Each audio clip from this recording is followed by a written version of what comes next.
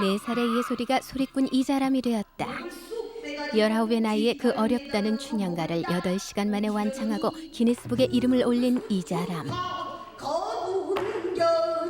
바람에 털럭이는 단추 풀린 와이셔츠.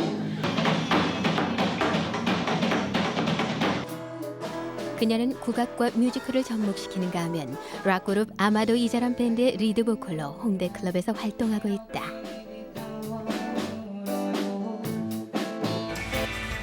젊은 소리꾼 이자람, 그녀가 안내하는 판소리의 새로운 세계로 들어가 보자.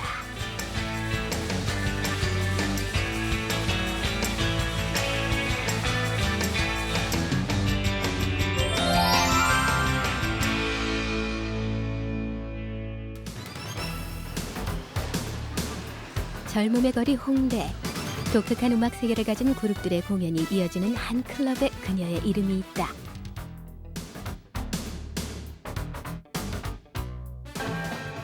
이자람이 보컬로 있는 아마도 이자람 밴드가 무대에 서는 날은 객석도 만원이다. 판소리와는 거리가 먼 클럽의 음악들.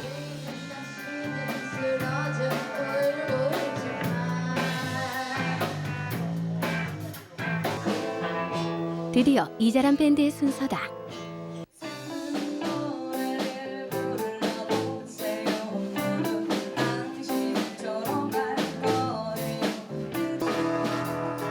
소리꾼다운 목소리를 찾아내기 힘들 만큼 편안하게 노래를 하는 이자람. 기타를 치며 노래를 하는 그녀의 목소리는 꾸밈없는 소박한 멋이 있다.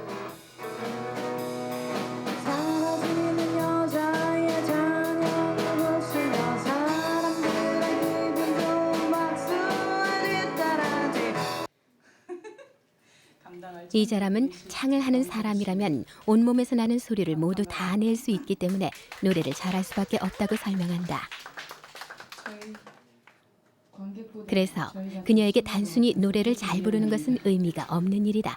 이자람은 노래로 표현하기를 원한다. 막달라 마리아 하겠습니다.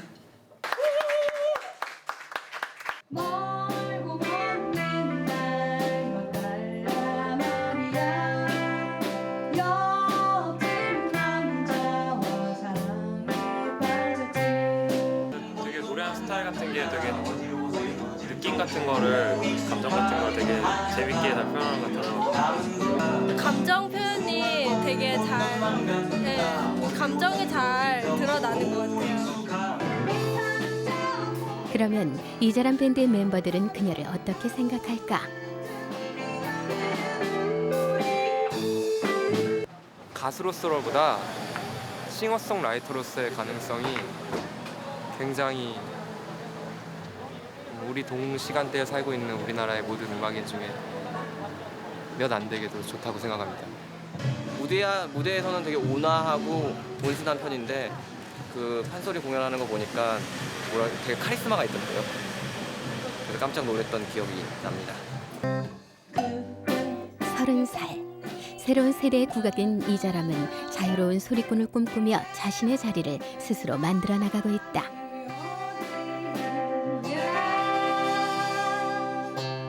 6년 전에는 어딘가 지방 갔다 오면서 나 클럽에서 이제는 공연하고 싶다라는 생각에 무조건 찾아왔었어요. 그래서 일단 밴드를 결성해라고 그래서 이제 같이 동아리 하던 친구와 함께 밴드를 만들어서 그냥 이제 자작곡을 쓰기 시작한 거예요. 새로 생긴 일식집? 이 큰 길 이쪽에. 이자람다운 하루가 그렇게 저문다.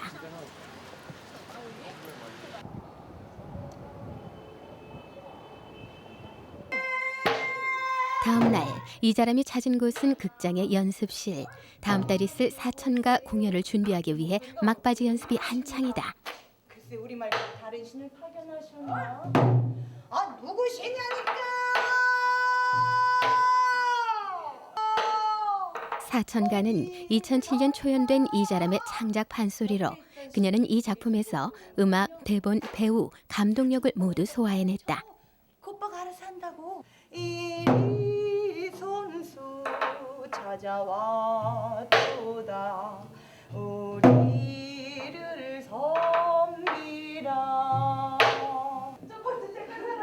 소리꾼으로서 이야기를 풀어가는 그녀의 능력이야말로 사천가에서 가장 중요한 핵심이다. 여기 있는 사람들한테 이야기해준다고 자꾸 생각하면 이자람이 생각하는 판소리는 기술적으로 완성된 능력 있는 소리꾼이 사람들에게 재미있는 이야기를 들려주는 것이다. 여기 와서 이렇게 할 수도 있고 정말로 너에게 그 이익만. 그래서 그녀는 사천가를 통해 현대 판소리의 새로운 화두를 던졌다. 과연 판소리는 이 시대의 재미있는 이야기도 담아낼 수 있을까? 막상 공연장에 오신 분들이 판소리가 이렇게 재밌고 이렇게 잘 들리고 이렇게 이야기가 신나고 재밌는지 처음 알았습니다. 음악적으로도 너무 흥미롭고 또 그 배우 겸 소리꾼이었던 이자람의 또 이 연기와 또 소리도 너무 재밌었다 이런 반응을 보였어요. 그래서 판소리가 대중에게 다가가는 방법이 어떤 식의 방법이 조금 더 효과적이겠다라는 어떤 일종의 단추를 발견하지 않았나 싶습니다. 이자람은 독일의 유명 희곡 사천의 선인을 현대적으로 각색하고 전통 판소리에 뮤지컬의 형식과 연극적 요소를 더했다.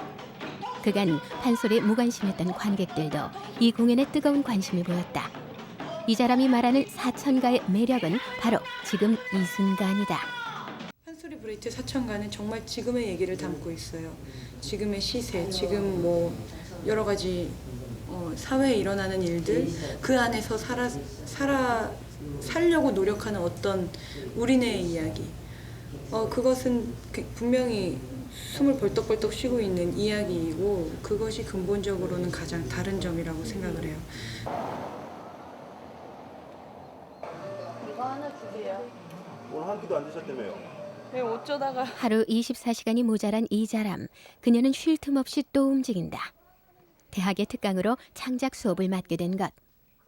비슷한 나이 또래 학생들 앞에서 강의하고 있는 모습이 수업보다 수다 같은 느낌이다. 좀 재미없죠? 아니리 그냥 좀 더 편하게 고치셔도 되고요. 오늘의 누군가가 판소리를 더 재미있는 공연으로 만들어주진 않을까. 이자람이 생각하지 못한 새로운 것을 그들이 찾아낼 수 있을지 기대해본다.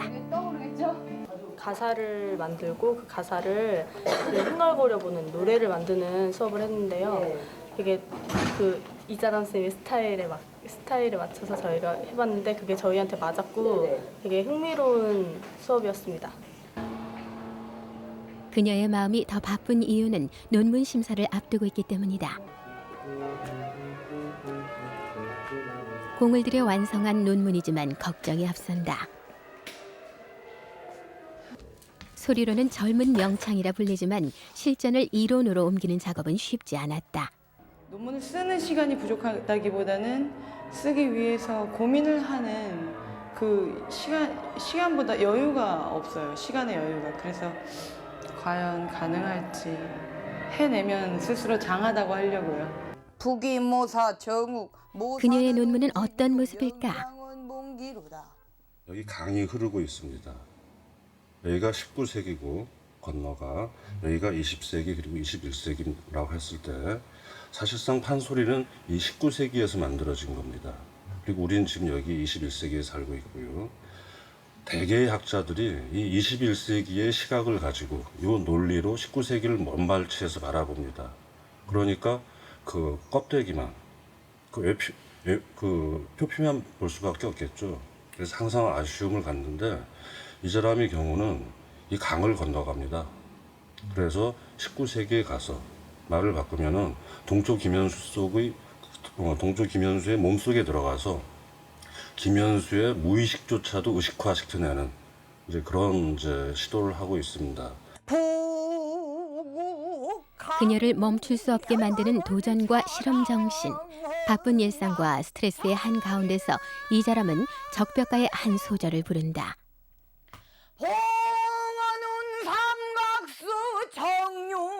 처음 이자람에게 소리는 재능이고 잘하면 그만인 줄 알았던 것인데 어느 순간 안식이 되었다. 그녀는 힘들고 어려울 때 소리로 마음을 달랠 수 있게 되었다. 힘이 들거나 뭔가 이렇게 지쳤거나 할 때 오히려 판소리 연습을 하면 좀 배터리가 충전되는 그런 기분이 들고 몸 상태도 좀 그래요. 판소리는 그 흥을 알게 되기까지 시간이 걸린다. 이자람은 그것을 알고 있기에 조급하게 생각하지 않는다. 사람들이 소리의 흥을 깨달을 때까지 지금처럼 소리를 사랑하며 키워나갈 것이다. 오직 그녀만이 할 수 있는 더 새롭고 재미있는 방법으로.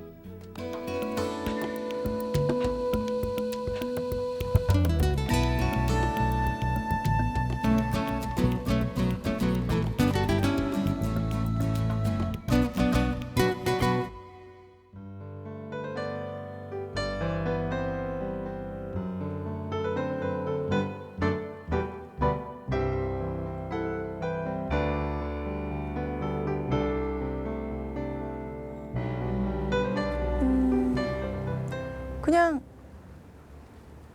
노래를 하는 아이였고 노래를 하는 걸 좋아하는 아이였고 그래서 사랑을 많이 받은 아이였고 그렇게 자라난 아이 같아요. 노래와 사랑과 사람들 사이에서 스스로를 계속 돌아보면서 자라온 아이였던 것 같아요.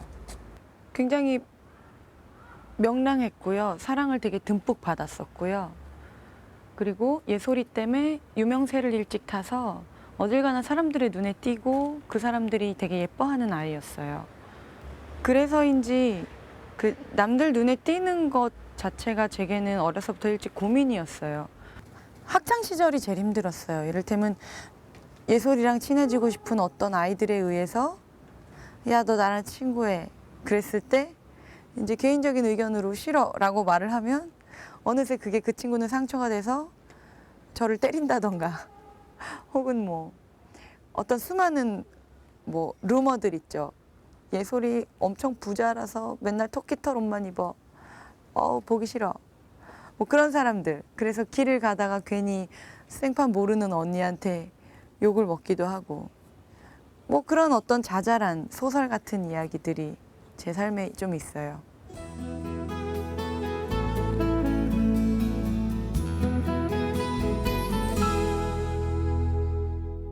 아버지가 가수셨고 작곡을 하셨어요. 그래서 집에서 피아노 방에서 작곡을 하시면 그 방을 드나들 수 있는 유일한 아이였어요. 그래서 아빠가 부르시는 노래를 옹알이로 따라했대요. 그러다가 이놈 봐라 노래를 하네 하셔서 이제 내 이름 예솔이라는 동시에다가 아버지가 노래를 붙이시고 그거를 무한 반복해서 테이프로 틀어주셨대요. 그랬더니 그거를 이제 따라 부르면서 말과 노래를 함께 습득을 한 거죠. 순간순간 어떤 그냥 캡처처럼 나요. 그러니까 어느 순간에 카메라 빨간 불빛들, 어느 순간에 조명, 어느 순간에 뭐 내 앞순서 가수 언니 오빠들 뭐 이런 정도?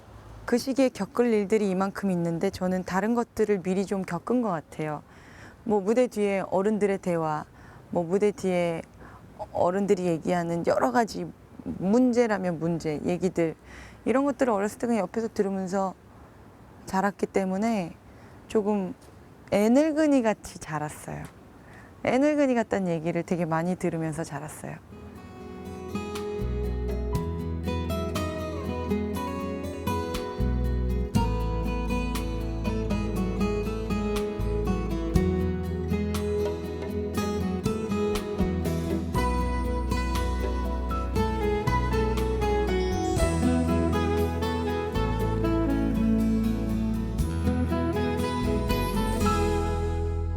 하지만 바뀌었다기보다 저는 연장선 같아요.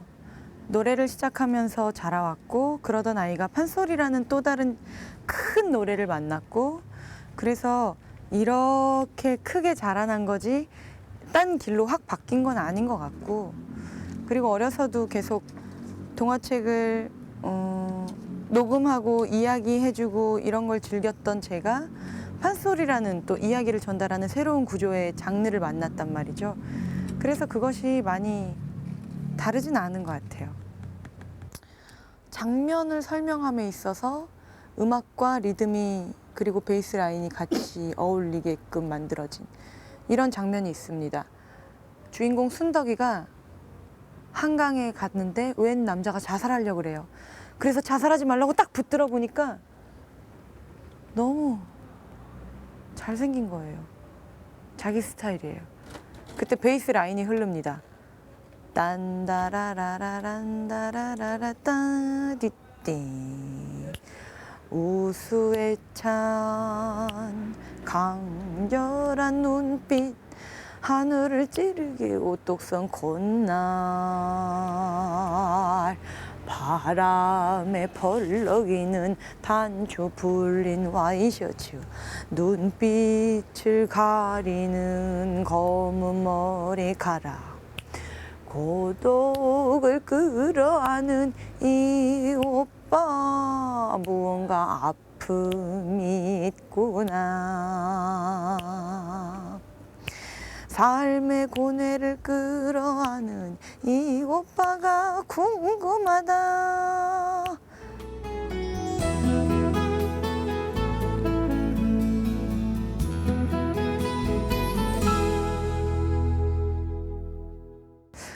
저희 부모님들은 아버지는 저를 굉장히 자유롭고 독립적으로 키우셨고요. 어머니는 그 아버지의 교육 안에서 필요한 제재를 가하시면서 키우셨어요. 그리고 이를테면 제가 뛰어가다가 넘어지면 일으켜주는 게 아니라 일어날 때까지 지켜보셨어요. 그런 방법으로 키우셔서 저희 딸들이 모두가 자기의 삶에서 하고 싶은 것들을 찾아서 계속 걸어왔고 저 역시 제 삶에서 하고 싶은 것 그리고 또한 해야 하는 것을 찾아서 걸어가고 있고요. 저는 정말 훌륭한 부모님을 만났고 훌륭한 부모님을 만났기 때문에 지금 제가 스스로의 삶에 만족하면서 이 삶을 계속 유지하고 싶은 것 같아요. 우리 부모님은 제가 안정적으로 살길 바라세요.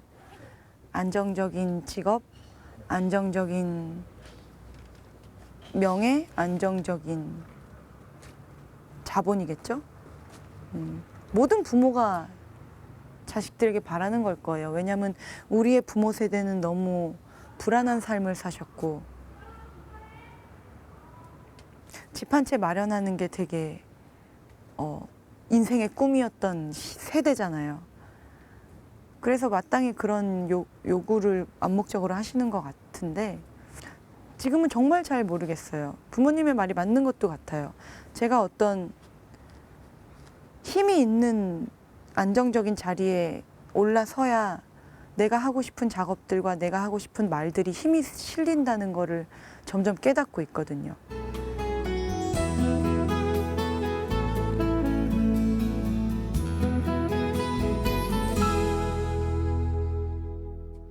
글쎄요, 아버지와 저는 그렇죠.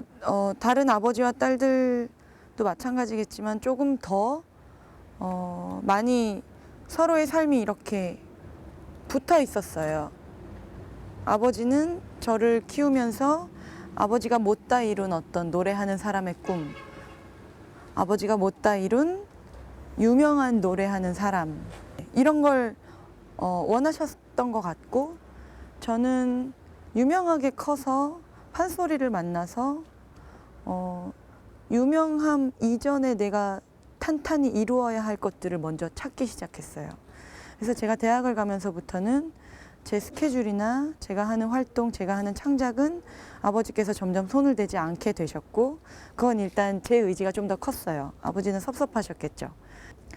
어떤 경제적이거나 표피적인 부분들이 아직 아버지가 원하는 기대치에 못 미쳐요. 저는 아직 부자도 아니고 그렇게 유명한 연예인도 아니에요. 그리고 그것이 제 목표도 아직은 아니에요. 하지만 아버지는 저보다 인생을 더 많이 사시면서 고생을 하셨기 때문에 딸이 빨리 넉넉해지고 좀 더 명예가 커지고 그 명예를 좀 더 활용할 줄 아는 흔히 말하는 사회적으로 현명한 사람이 되기를 원하시겠죠. 무언가 사람들이 원하는 빛나는 것이 있다면 제가 그것을 따라가는 게 아니라 제가 열심히 살다 보면 자연히 따라오게 된다고 믿어요. 그리고 우리 아빠도 제 삶에 그 빛나는 것이 점점 따라오고 있는 것을 지켜봐주고 기다려줬으면 하는 바람이 있어요. 지금은 정말 잘 모르겠어요. 부모님의 말이 맞는 것도 같아요. 제가 어떤 힘이 있는 안정적인 자리에 올라서야 내가 하고 싶은 작업들과 내가 하고 싶은 말들이 힘이 실린다는 거를 점점 깨닫고 있거든요. 하지만 아직 치기 어린 생각으로는 그 자리에 올라서기 위해 노력하고 그 자리에 올라섰을 때 그것을 지키기 위해서 노력할 때 과연 지금의 나와 그 내가 같을지 잘 모르겠어서 어떻게 그 부분을 어떻게 살아야 할지는 아직 잘 모르겠어요.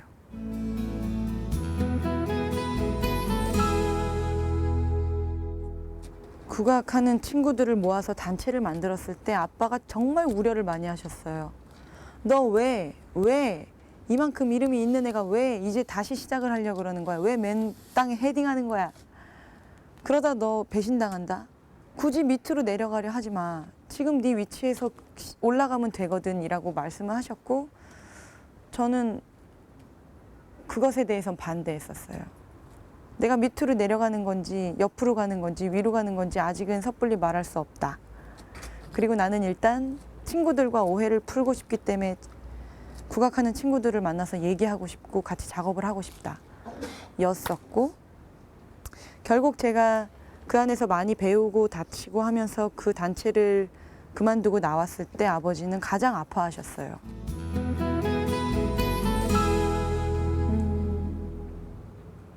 지지해 줬어요. 제가 성장하는 것을 천천히 바라보고 지지해 줬어요. 그리고 아버지의 입장도 충분히 이해해 주셨어요. 두 아티스트의 만나는 부분과 부딪히는 부분들을 지켜보고 굉장히 둘 다를 지지하면서 균형을 이루려고 노력하셨어요.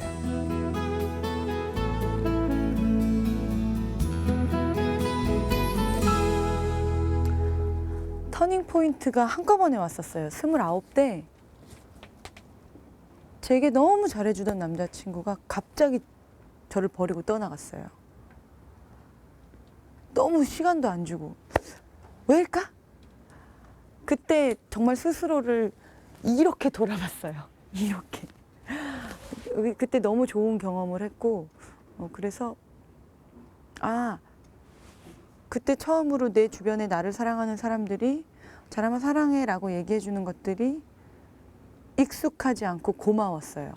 습관적이지 않고 귀중했고요.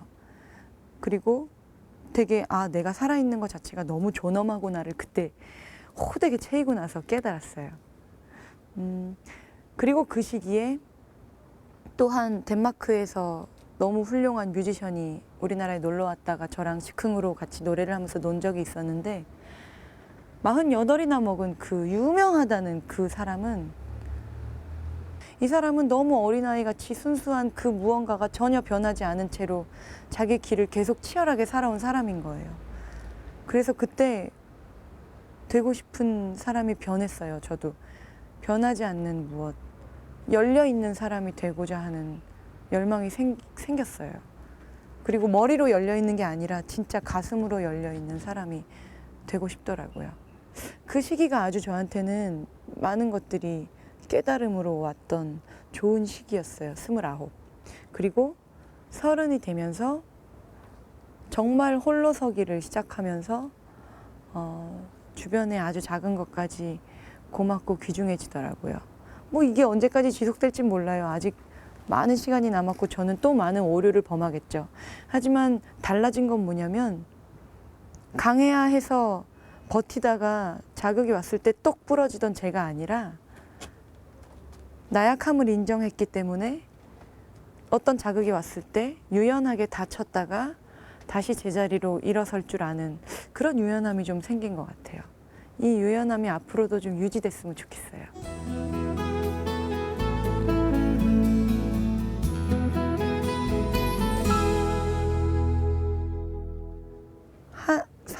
사랑하는 저는 상대를 되게 존중하려고 노력하게 됐어요.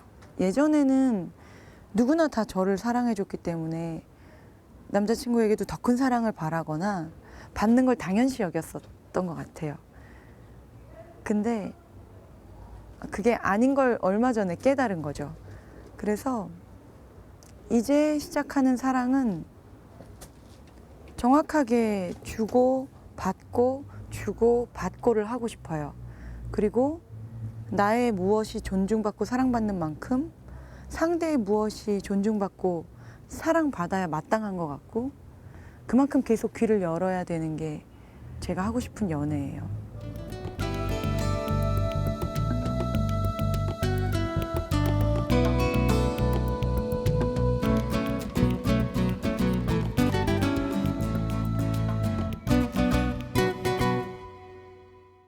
산천은 함주나고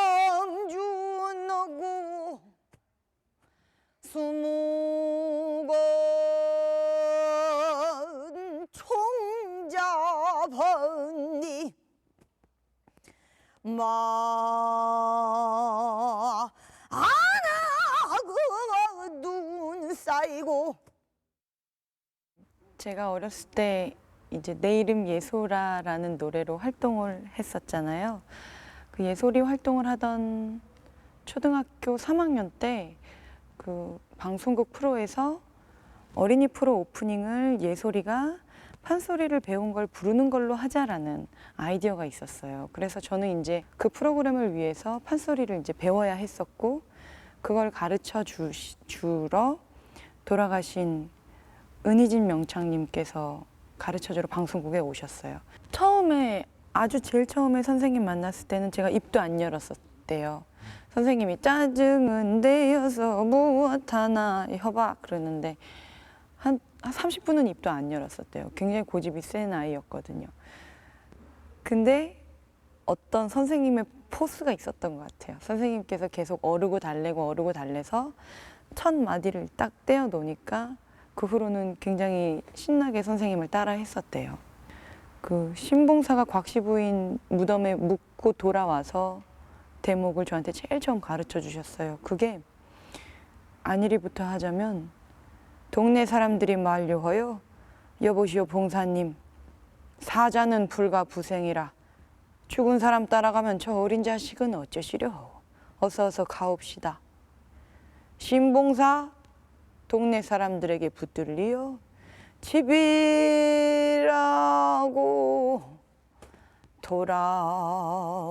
돌아오니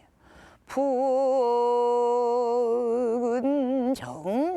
정박하고 이 네 소절을 처음 가르쳐 주셨어요. 어린애가 뭘 안다고 그런 대목을 시작해 주셨어요. 근데 그게 너무 멋있는 것 같아요. 지금 생각하면.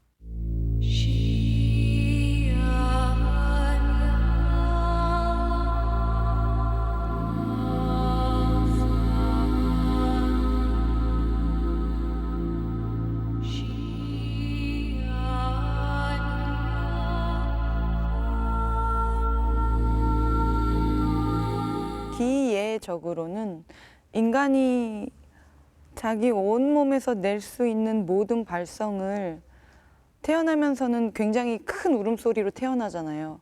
근데 우리는 사회적으로 조용히 해라, 착하게 살아라 이런 제재를 받으면서 자라면서 자기 몸에서 쓸 수 있는 음성들이 100가지라면 그중에 한 30가지도 채 안 쓰고 살고 있거든요. 우리 모두가.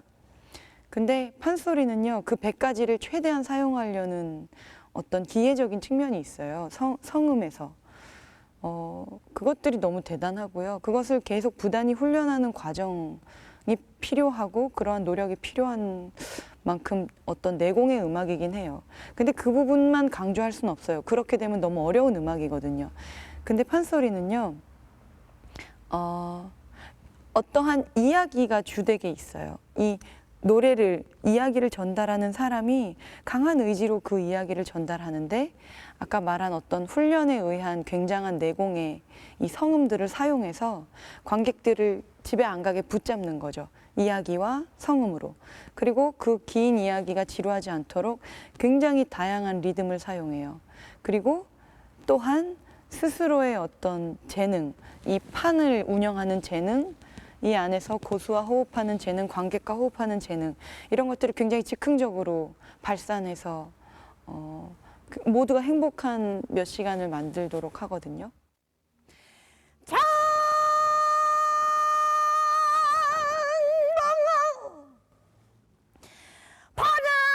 바람질질 화충목실이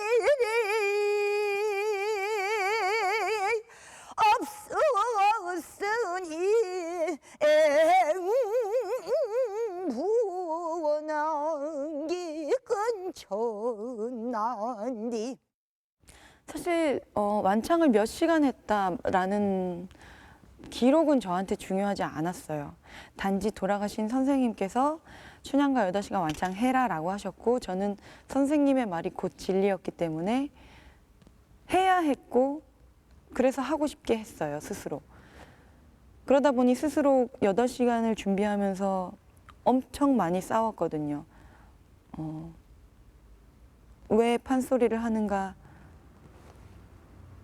왜 내가 친구들하고 놀고 싶은데 놀지 못하면서 왜 감기 걸린 내 친구를 멀리하면서까지 이거를 내가 해야 되는가? 이런 부단한 고민들과 부딪히면서 저에게는 8시간 완창이 굉장히 스스로 성숙하게 만드는 큰 싸움이었고 저희 선생님은요 굉장히 연기를 너무 잘 하시면서 남성이지만 너무 아름다운 테크닉들을 구사하시면서 가사를 대중에게 정확하게 전달하려고 노력하셨던 분이세요. 그건 뭐냐면 내가 하고 있는 신봉사에 대한 얘기를 이 신봉사의 감정을 분명하게 가지도록 저를 가르쳐 주셨어요. 그리고 그 감정을 표현하기 위해서 어떠한 표정, 어떠한 시선 이런 것들을 가르쳐 주신 선생님이셨어요. 그래서 아마 제가 판소리가 가진 이야기, 연극적인 측면들을 더 남보다 고민하게 된 것 같은데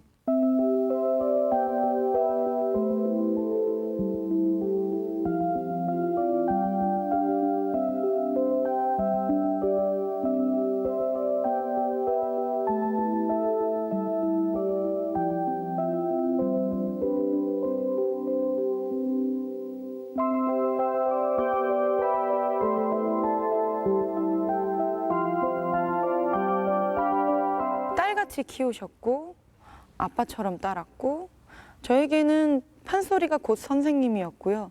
선생님의 말이 곧 판소리에서 모든 진리였어요.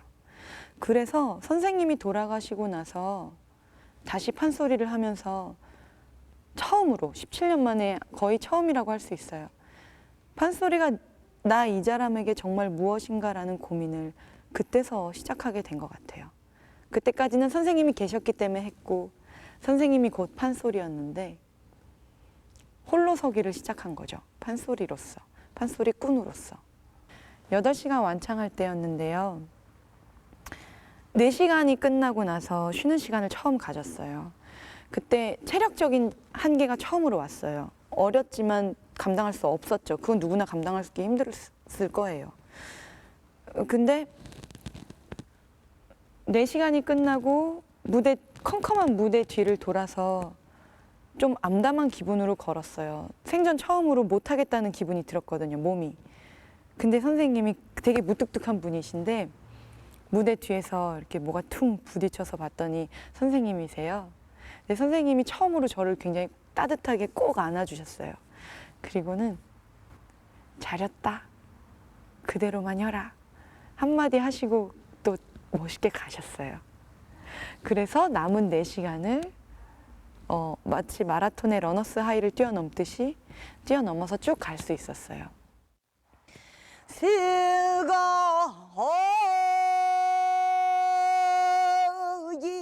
울려만 적 벽화전의 죽은 군사. 아티스트와 장인의 차이가 분명히 존재하잖아요. 아티스트는 부단한 노력과 훈련으로 자기가 얻은 어떤 기술로 새로운 무엇을 창조하는 게 아티스트라면 장인은 물려받은 어떤 대단한 기술을 진짜 깊게 깊게 파는 거잖아요. 판소리는 그 중간의 선을 타고 있는 것 같아요. 윗분들께 굉장한 전통을 이어받아서 이것이 내 것으로 체화되면서 나의 이야기로 관객에게 다시 되돌아가는 거거든요. 그래서 판소리는 아트이면서 또 어떤 기회인 것 같은데 그런 면에서 저는 아티스트로 살아남기를 바래요. 그리고 그것이 제가 할 일인 것 같고, 그것은 무엇이냐면 전통 판소리들, 현존하는 전통 판소리들을 충분히 연마하고 습득한 다음에 그것들이 체화된 내 몸 안에서 지금의 이야기를 다시 그 그릇에 담고 싶거든요. 제가 하는 작업들은 아마 그런 연장선상에 있어요. 그래서 아마 지금 상태로 제 대표작은 아마 판소리 브레이트 사천가일 테고, 그리고 전통 판소리 중에서는 사실 대중에게는 쉽게 다가갈 때 춘향가의 하이라이트 대목을 하고요. 좀 더 귀가 판소리에 익숙한 판소리에 익숙한 관객들 앞에선 적벽가를 하고 싶어져요. 적벽가를 제일 좋아해요. 저는 표정국악을 하지는 않아요. 저는 이거는 좀 더 어려운 얘기인데, 저는 판소리를 하는 사람이고요. 판소리가 가진 역할과 매력을 이 시대에서 되살리고 싶어요. 그렇게 되면 전통 판소리는 그렇지 않느냐, 선생님들이 이렇게 이루어 놓으신 건 뭐냐고 반박하실 수 있겠지만, 물론 그것이 존재하기 때문에 제가 이런 생각을 할 수 있는 거고, 저는 그 전통을 바탕으로 예전의 판소리가 그러했던 것처럼 지금의 얘기를 담고 싶은 거예요. 그리고 지금 시대에서 자기 역할을 해냈으면 좋겠는 거고, 그것이 판소리의 힘이라고 생각해요.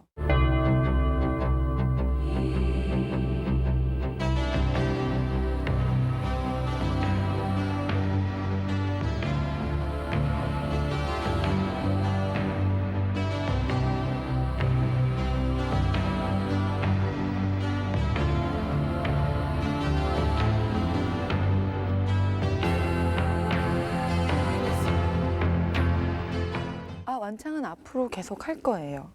아마 제가 지금 춘향가, 심청가, 수궁가를 완창을 했는데요.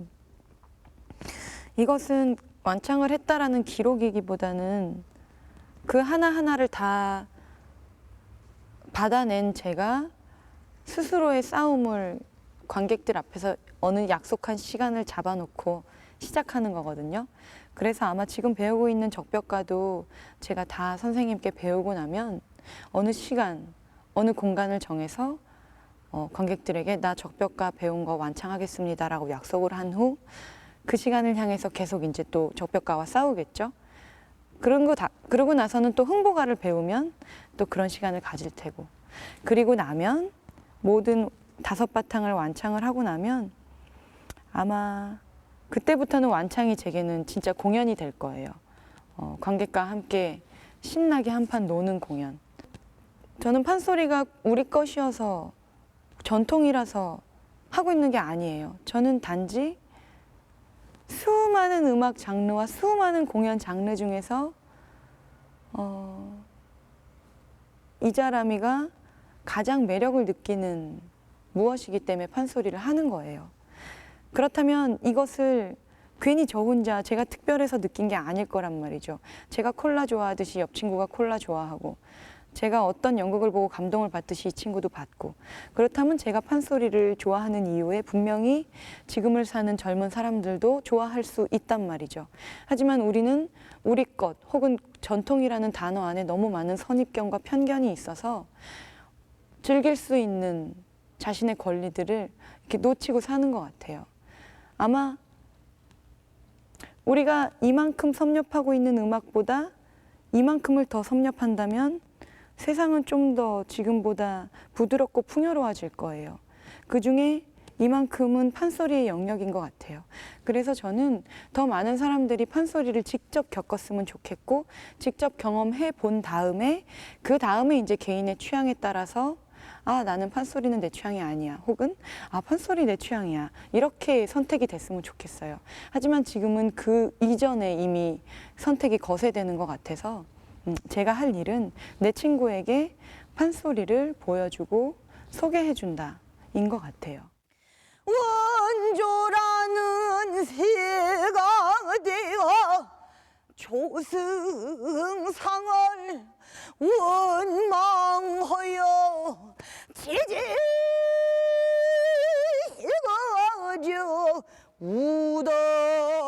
우더니라. 두 가지가 있어요. 열정만으로 힘들 때, 그리고 다른 것들이 있는데 열정이 없어서 힘들 때. 사실 첫 번째는 좀 행복한 거예요. 열정이 막 꿈틀꿈틀 하는데 당장 나는 뭔가 기술이 없고 채워지지 않아서 어느 날 밤에 비가 오는데 나는 이 비를 맞으면서 미친 듯이 달리고 싶어. 이 열정을 주체할 수 없어. 이것은 분명히 내 안에 녹아서 어느 날은 좋은 작품으로 나올 것 같아요. 그래서 열정만 있어서 힘들 때는 사실 그걸 즐겨요. 그런데 뭔가 공연을 많이 하고 무대에 많이 서고 이것이 습관화되고 뭔가 매너리즘에 빠졌을 때 돌아보면 열정이 사라져 있을 때가 있어요. 공연은 하고 있는데. 그럴 때는 존재하는 이유가 되게 흔들리는 거거든요. 그럴 때는 다시금 모든 걸 멈추고 그 비 올 때 뛰던 그 감성을 찾아내려고 되게 노력을 해요. 일단 제 스스로 계속 변함없이 치열하게 살고 싶고요. 그렇게 살면서 부르는 제 판소리가 세상을 좀 인간적으로 만들었으면 좋겠어요. 점점 우리는 가슴은 굳어지고 머리는 발달하는 시대에 살고 있잖아요. 그래서 세상은 점점 차가워지고 굳어져 가는 것 같아요. 그것을 이겨낼 수 있는 건 정치도 아니고 돈도 아니고 정말 이런 작은 노래 하나인 것 같아요. 그런 역할 중에 하나를 하고 싶어요.